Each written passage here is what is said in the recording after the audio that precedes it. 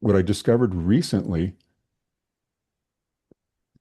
your physical body, even though it likes the energy of the spark energy, the divine you, your physical body can more easily absorb the spark if you bring the spark to the physical dimension.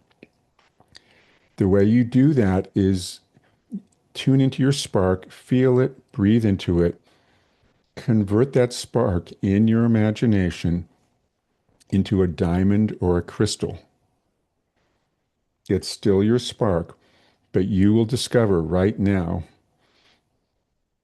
and I'll do it myself, and I'll tune in to you as you do that.